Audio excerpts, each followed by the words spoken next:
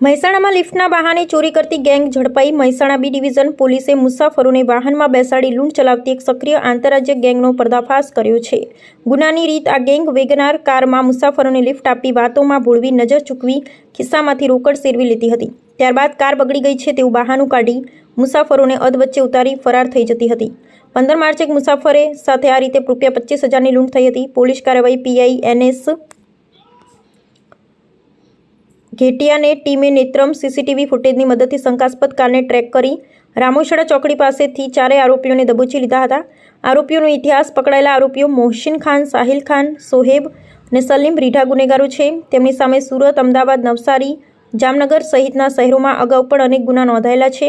જપ્ત થયેલ મુદ્દામાલ: પોલીસ ગુનામાં વપરાયેલી કાર ₹1.20 લાખ, 3 મોબાઈલ અને રોકડ રકમ મળી કુલ ₹1,72,000નો મુદ્દામાલ રિકવર કર્યો છે। અધર્મનો રસ્તો ગમે તેટલો ટૂંકો કેમ ન હોય, તેનું પરિણામ હંમેશા જેલના સળિયા જ હોય છે। સાવચેતી એ જ સલામતી છે, સાવધાન રહો। હાઈવે પર અજાણ્યા વાહનોમાં લિફ્ટ લેવાનું ટાળો। મહેસાણા પોલીસની આ શાનદાર કામગીરીને સલામ। અહેવાલ: કાર્તિક પૂજારા, મહેસાણા।